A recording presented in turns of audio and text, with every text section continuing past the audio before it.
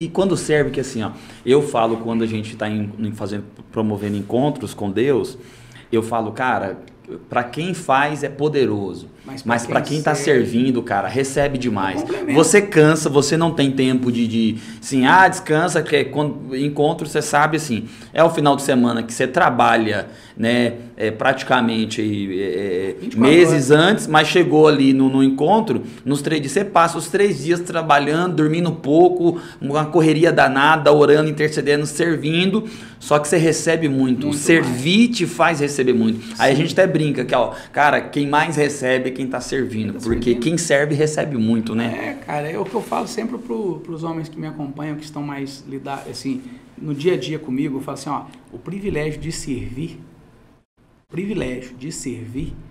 cara, é assim, não tem como eu mensurar uma palavra ou um tamanho de tão gratificante que é, sabe? Você tá lá naquela montanha, ou senão você tá lá no encontro com Deus, ou você tá lá na sua igreja, por exemplo, eu fico no trânsito.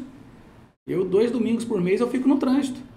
Cara, mas por que você fica no trânsito? Eu seria diferente por quê de vocês? Isso é que é bonito, né, cara? Ué, eu não vejo o fato de eu estar à frente, então eu não posso servir no trânsito, eu não só sirvo. E você sabe, um exemplo, eu e a pastora Nete, a gente tem domingos ou quartas, que um exemplo, a gente põe colete e às vezes a gente vai servir na porta, cara. A gente fica de consolidador. Um exemplo, assim, aí tem gente que fala assim, cara, mas vocês vão ficar sentado lá na posição de vocês? E fala, cara, aí tem uma frase de um jovem da igreja que ele diz o seguinte, ele fala assim, o Alan Serralheiro, ele fala assim, um homem que não serve para servir, ele não serve para nada. A gente sempre usa essa frase lá na igreja. Né? Um cristão que não serve para servir, vai servir para quê? Né? Se o Filho de Deus, se o nosso Salvador, se Cristo, ele veio e ele disse, olha, eu não vim para ser servido, eu vim para servir. Sim. Então nós, por causa de um título, de uma posição, então assim, e o impacto quando a pessoa olha para o Denis, coordenador, diretor, servindo igual aos outros, o impacto é muito grande, cara. Quando a pessoa ela olha um líder da igreja, um empresário, que esses dias eu falei na igreja, eu falei assim, cara, empresário, pega na mão dos funcionários da sua empresa, cara. Você já conversou com o porteiro um dia? Como é que tá a família dele?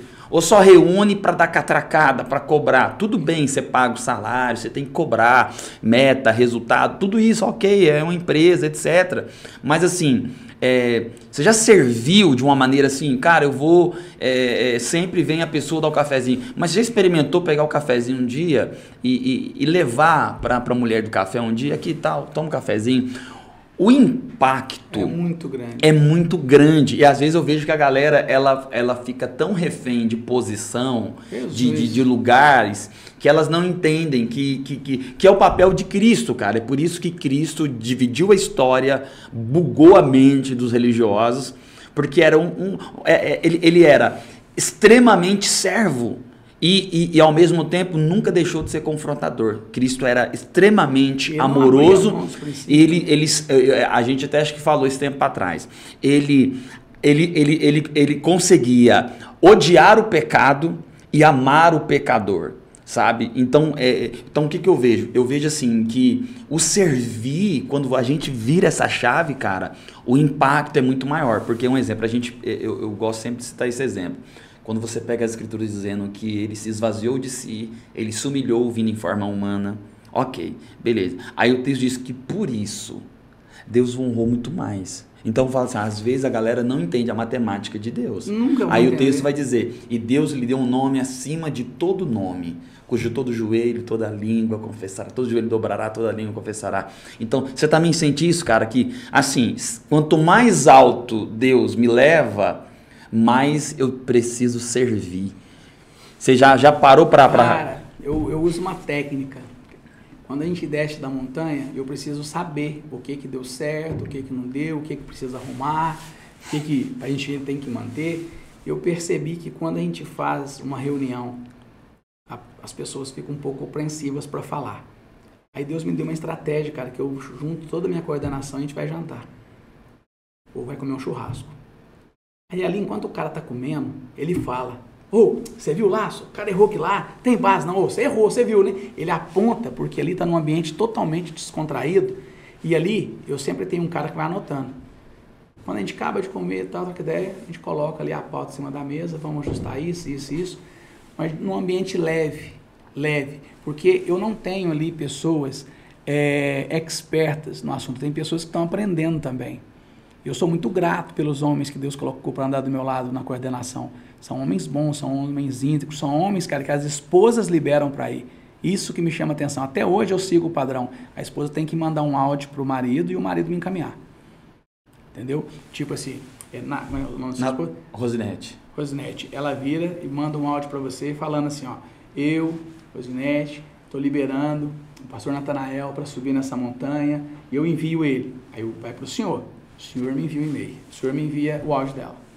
Eu pedi para todos que caminham comigo nunca fazer um contato direto, porque às vezes a gente pergunta o pastor, e aí como é que tá a ovelha lá? Tá subir? Eu tenho que assinar, a galera que vai servir levou lá para me assinar, isso é muito bonito, é ético pra caramba. Isso, e peço também para a esposa mandar um áudio, só que eu peço para a esposa mandar um áudio pro marido, e o marido encaminha pra gente. E eu escuto cada coisa linda, mano. Sabe, a esposa no final falando, eu o envio, eu o abençoo. Eu sei que ali Deus não só vai usar ele, como Deus vai tratar a vida dele. Eu sei que vai voltar um homem melhor. Meu marido se tornou uma pessoa diferente. Um dia eles me perguntaram assim, qual foi a maior mudança que você já viu, Denis, numa montanha? E eu te confesso que eu fiquei uma semana tentando qual foi o maior milagre que eu vi. Aí um dia eu estava escovando os dentes, assim, aí eu olhei assim para o espelho. Senti muito forte mesmo dentro de mim. A maior transformação que você já viu foi a sua. Porque eu era um cara difícil de mexer, cara. Eu era um cara difícil de lidar, porque eu sempre estudei muito. Então, assim, tudo que você me falava... Assim, lida com muito conhecimento, etc. Quando você falava, vamos fazer tal coisa, vamos fazer um grupo para treinar os líderes. Eu comprava todos os cursos, eu comprava todos os livros e eu lia porque eu não gostava de debater sem conhecer. Só que aí eu percebi que eu lia para debater. Aí soava como uma arrogância, alguma coisa. Isso aí eu não li, mas eu não lia para ter amor, para ter transformação. Então, a maior transformação foi na minha vida, a ponto de um dia eu fui ministrar em Varginha e tinha 3 colegas meus com as esposas. E as esposas falaram a seguinte frase com eles: cara, é nítido Deus na vida dele. Ele é outra pessoa. Isso me impactou muito. Eu lembro que um dos irmãos que subiram também, ele chegou perto de mim, cara, eu tenho que te pedir perdão. Pra quê, cara? Tem que pedir perdão, não? Tá louco? Não, tenho, cara. Porque a gente estava conversando e você lembra quando falaram assim, Jesus, não é o Jesus ali de Nazaré? O que pode vir de bom de lá? Eu falei a mesma coisa, eu falei, o que pode vir de bom do Denis? Eu queria te pedir perdão, cara. Eu falei, não, perdoado, irmão, eu estou lisonjeado. Aí ele começou a... Por quê? Eu falei, você me comparou com Jesus, né? E aí a gente começou a brincar, mas ali eu vi algo muito forte acontecendo. Às vezes as pessoas não prestam atenção nos detalhes. Ele ainda tinha uma visão de um lugar que eu não estou mais. Muitas pessoas que caminham com a gente, que conhecem algumas limitações, algumas fraquezas que a gente tem ou teve, você muda, você evolui, você melhora, mas a pessoa, ela está estagnada lá atrás. A referência dela só é o passado. Isso, ela não vê que você não está lá mais. E aí, quando ela descobre, é muito bonito, cara. Porque aí ela olha e fala, mano, tu mudou. E é o que o Evangelho quer produzir, ensina, né, cara? Nova criatura. Ô, Denis, você falou aí não cria uma pista da noite pro dia, não é qualquer um que pega, vem um cara de fora olhar... Um ano. E vem uma pessoa de fora analisar... Ele vem, analisa, ele olha o espaço... Da Guatemala ou não necessariamente? Em alguns casos... Vem de lá. Vem de lá, né? O pastor Esteban é um que homologou muitas pistas no Brasil. Hoje no Brasil nós temos homologadores. Ricardo Nolasco, Felipe Rosa, Daniel Vale. Que segue o padrão. Ricardo... lá de Balneário. Então o cara não... Isso é bom falar, porque tem gente que acha que é uma pista, cada um faz o que quer, lógico que não tem como... pode ter erros, mas a ideia do Legendários é seguir o modelo. Toda pista. Eu já servi em 20 pistas diferentes. Eu estava na pista da Ilha de Marajó, Belém do Pará, pastor Felipe Câmara, pioneira deles, eu estava lá. Toda pista tem sua particularidade, mas todas elas têm o mesmo padrão. O que se trabalha... O mesmo padrão. O que acontece no dia 1, no dia 2, no dia 3, no dia 4? Todas seguem à risca aquela visão que foi dada por Deus nas mãos, eu brinco que foi no colo do pastor Chip Putz. Que bacana. E deixa eu te falar, e essa crítica que às vezes o movimento sofre, de que é um movimento caro, não sei o quê, é muito caro, é muito dinheiro e etc. Assim, como vocês assim, do movimento rebate ou responde aquelas pessoas que vêm... Tem pessoas na maldade e tem pessoas também que não estão na maldade, mas estão questionando por que esse valor. O que você poderia falar aí? Eu prefiro focar no que eu vejo acontecer na montanha. Eu não perco muito tempo respondendo, debatendo isso não. Certo. Eu fico com aquilo que eu enxergo de transformação. Mas dá para fazer um corte tranquilo aqui. E lá o movimento é caro. Quanto que custa um divórcio? O movimento é caro. Quanto que custa um filho ser criado sem um pai? Sem a presença paterna. Bacana. Mas é muito caro. Beleza. Quanto custa uma família toda destruída emocionalmente? Por falta de posicionamento de um Por homem. falta de posicionamento de um homem. Então, assim, eu acho que é muito mais caro você terceirizar a educação do seu filho, você terceirizar as emoções da sua família, você entrar numa parada que hoje parece que é bonito. O cara fala, não dá certo, você divorcia. Eu falei, não, irmão. Casamento tem lá até que a morte separa. Lembro quando eu falei isso para minha filha com o João. Falei, se der B.O. aí, a oração que você tem que fazer, vocês dois, é quem vai primeiro. Porque eu não acredito na separação, mas é uma parada minha. Que eu sigo o princípio. Entendeu? Então eu sempre falo, um divórcio, ele é muito mais caro. Que não só financeiramente, emocionalmente, psicologicamente, né? E o desgaste, né? Para uma família, para filhos, para tantas pessoas. Essa resposta sua, eu acho que assim, leva as pessoas a subirem um nível, né? Sim. Por quê? Eu tô te falando assim, quanto que um sócio torcedor que vai ver o Atlético, o Cruzeiro, quanto que um sócio torcedor ele gasta com o clube que ele gosta? Uma camisa oficial, porque tem um cara que ele tem a camisa oficial do Galo, do Cruzeiro, do Flamengo. Quanto está uma camisa hoje oficial? Eu não faço a mínima ideia. Mas um exemplo, quanto que ele gasta para ele ir 2, 3 vezes no Mineirão? Vamos pôr o Mineirão, para ele ir no Mineirão ver um jogo. Ou para a Arena, né? Vamos pôr assim, do Galo, ver um jogo. Então assim, eu acho que às vezes assim, virou algo fácil bater sem fazer a reflexão, entendeu? Quanto que o cara gasta num boteco? Eu já atendi pessoas na igreja que o cartão do banco do camarada não ficava na casa, não ficava com a esposa, ficava com o dono do boteco.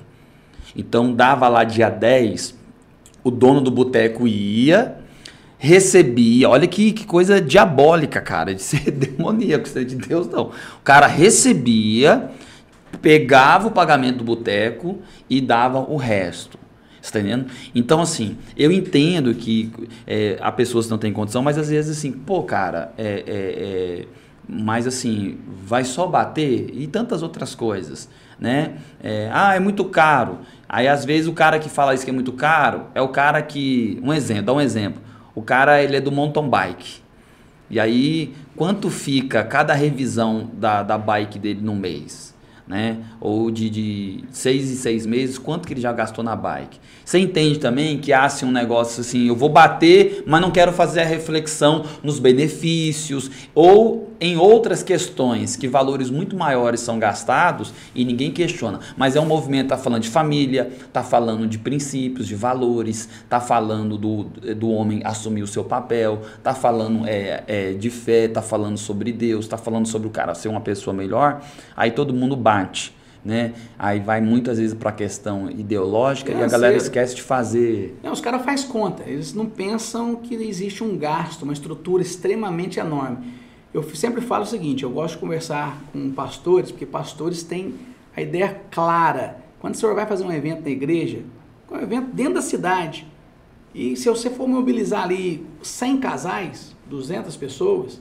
Você já tem assim um gasto, você fala assim, gente, é meio sobrenatural. Agora imagina a gente colocar 200 homens em uma montanha. Vocês pegam aqui e levam. Isso, e depois traz. Então assim, a primeira vez que eu subi, cara, minha filha teve que passar no cartão dela, que eu tava numa fase muito ruim da minha vida.